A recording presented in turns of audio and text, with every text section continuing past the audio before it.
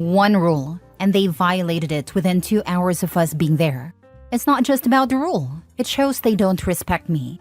They cared more about my aunt's family than they did about respecting my boundaries, which makes me question how much they really care about my kids if they were willing to break the agreement so quickly. It seems my mom has either forgiven or doesn't care enough about what we endured with those people to respect my boundaries. She seems to think I was bluffing, even though I made my rules clear. Your brother was the one she took the inhaler from, and he's going to bat for them? Jesus, he's in it deep too, huh? Not the a-hole. My brother is actually a very forgiving and loving person. He likes to see the good people and believes that people can change. I agree with him to an extent. Really, the only reason those people aren't messing with him is because he's older and has been overseas with the US military. Your brother is trauma bonded with your family. He is allowing himself to be used to manipulate you, and he refuses to see it. He is not forgiving and loving. He is a doormat. I really hate to consider that possibility. I reserve the right to never bring kids back here if you violate this one rule. She signed it and I planned a trip. Really? You actually meant it? That is the weakest reaction ever. Who goes through the trouble of having someone sign an agreement just for the fun of it? Why did she think you went to all that effort? At least she showed her true colors so early in the visit. If she had waited until the end, it could have caused real confusion for your children. They would have had, hopefully, good memories with Grandma, and then struggled to understand why Grandma did something wrong at the end. Instead, she broke the rule almost as soon as you arrived.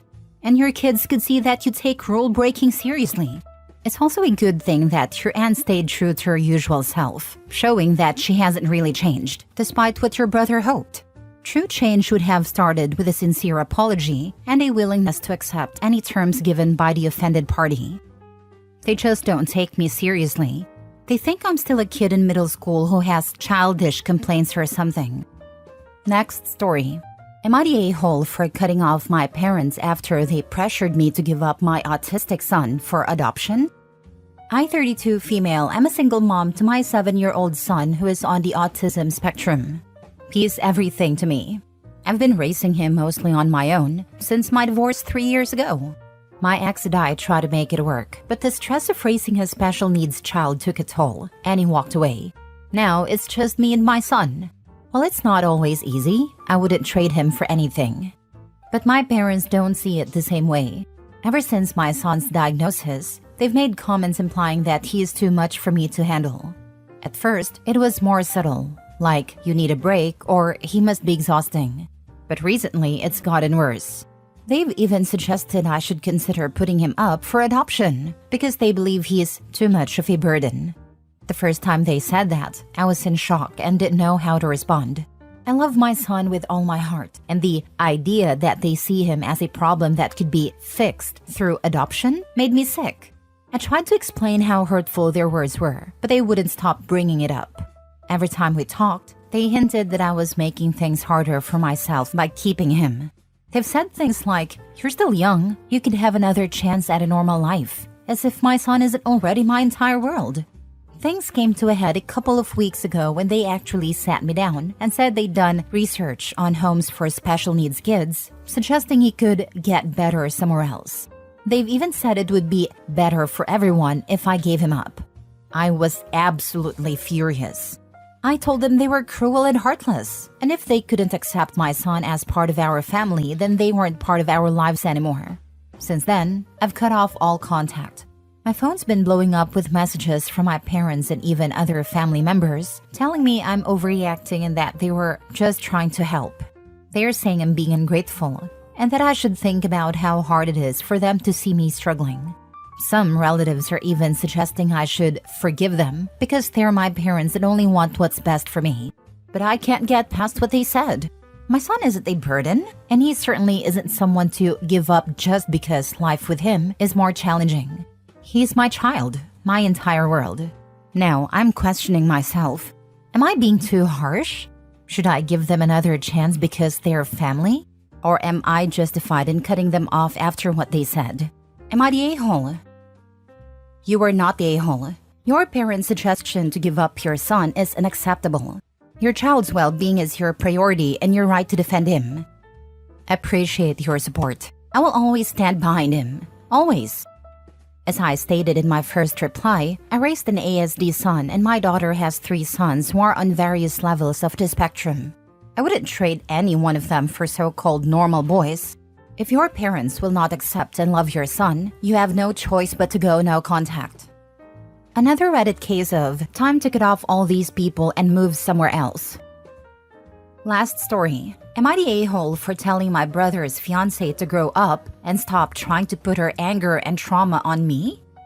My brother Matt, 30 male, is engaged to Evelyn, 32 female. Matt is our parents' biological son, and I'm 25 female, their adopted daughter. We also have another biological sister and 2 more adopted brothers. Our parents fostered many kids and adopted some of us. I've always known I was adopted, as I was removed from an unsafe environment and didn't have any safe biological relatives. My biological family is small in terms of known members, and none of them are good people. I'm very grateful to have been adopted. I feel lucky to have found a family that embraced the fact that we weren't biologically connected but loved us just the same, without any shame. Each of us who were adopted has our own story. One of my brothers, for example, was orphaned, and his birth parents wanted him to find a family who would love and care for him, which he found with us. Matt's fiancée, Evelyn, was adopted as an infant and has a lot of complicated feelings about it. I understand why she feels this way, especially since her adoptive parents tried to erase her biological background, shamed her for being curious about it, and spoke negatively about her birth family. I don't think that was fair or right. However, Evelyn tends to push her feelings onto other adoptees, assuming we all feel the same as she does. She has made negative comments about my parents, accusing them of robbing 3 children of their rights to their biological family history and identity. She even suggested that I was brainwashed by CPS into believing that I was removed for safety reasons and had no safe biological relatives. For the record, all my known birth relatives have been in and out of prison, and I have verified this. She told me that I'm just traumatized and too afraid to admit that I was denied my real family. I explained to her that I don't feel that way, but she insisted that all adopted kids feel the same, claiming that adoptees are treated as products in the US. I told Matt that I couldn't handle this anymore, and that I would need to see him and Evelyn less if they didn't stop. Despite this, she keeps seeking me out. On Saturday, while she was at my parents' home, she tried to bring it up again. I couldn't stand her talking about my parents that way in their own home, so I snapped. I told her to grow up and accept that people can have different experiences and perspectives, and that only children think everyone should feel the same. I also said that she needed to stop projecting her anger and trauma onto me, just because our experiences are different. Evelyn said I was being spiteful and throwing it in her face. Am I the a-hole? Not the a-hole. What does your brother do while she sits in your parents' home and talks smack about them?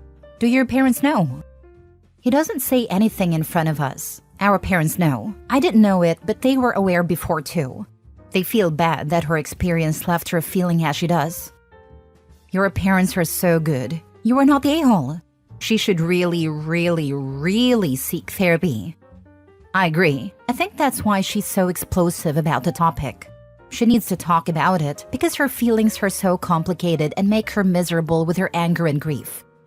Not a-hole. In advocacy spaces, there's a few golden rules. Things like, don't talk about us without us, as in don't represent us without letting us talk too. And a big one is, experiences may vary and I cannot talk for you because I haven't walked in your shoes, as in what you've experienced I cannot imagine, because I haven't lived your life. Evelyn is failing on both of those. Probably more. Has she got an adoption fetish? Is that why she's with your brother? How does he feel about all this nonsense? Not her, but the crap she's talking. And how will he reconcile this with having children with her? I think she has become so bitter about the flaws in the adoption system and the bad outcome she got that she can't accept there are people who have benefited from it too. I don't believe adoption is part of the reason she's with him because she found out about some of us being adopted months into their relationship.